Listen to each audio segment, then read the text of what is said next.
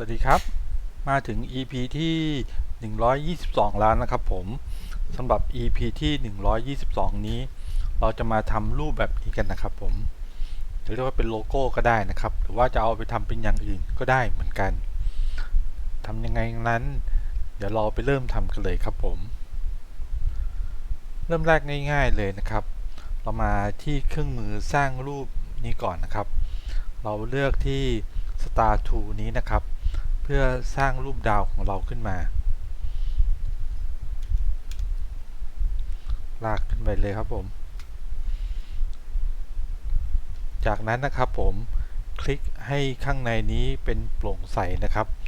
ส่วนเส้นสโตรกของเราเนี่ยก็จะให้เป็นไล่แบบเกรเดียนนะครับผมชอบแบบไหน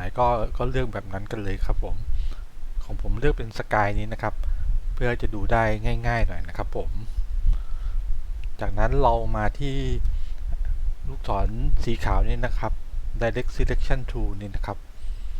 ปรับมุมให้เขาโค้งบนหน่อย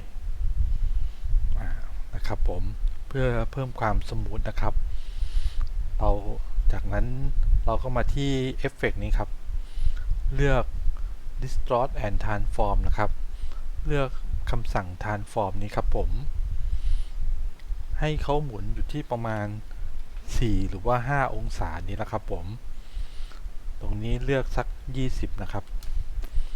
ลองดูดีปิ้งได้แล้วครับเท่านี้เราก็จะได้รูปลักษณ์แบบที่เราเห็นเมื่อกี้เลยครับผมอย่างนี้เราสามารถเอาไปทำโลโก้แบบนามธรรมได้หรือว่าจะเอาไปทำเป็นแบ็กกราวด์พื้นหลังก็ได้นะครับหรือถ้าจะต่อยอดอีกหน่อยหนึ่งนะครับเราลองมาขยับตรงอันนี้รูปแบบเดิมก่อน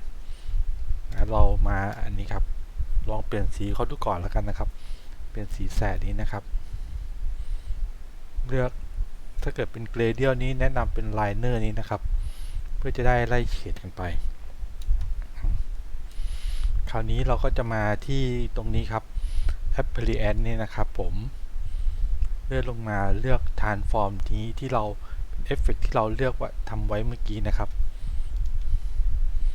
ตอนนั้นเราเลือกอยู่ที่20นะครับส่วนสเกลเนี่ยยังเป็นอยู่ที่ 100% ใช่ไหมครับ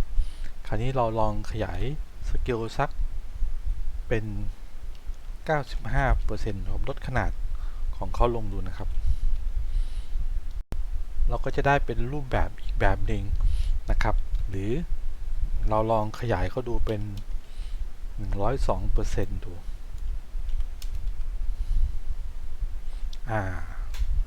โอเคไงครับผม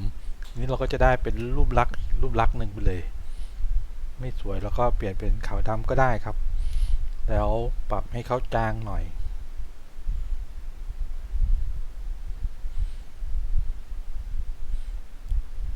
ทีนี้เราก็จะได้เป็นแบ็กกราวด์สไตล์นามธรรมนี้มาแล้วครับ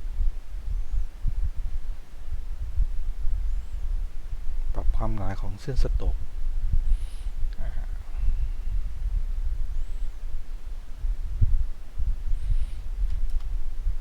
เป็นไงบ้างครับไม่ยากเลยใช่ไหมครับลองเอากลับไปทำดูนะครับแล้วก็ลองปรับลองเล่นลองนั่นดูนะครับ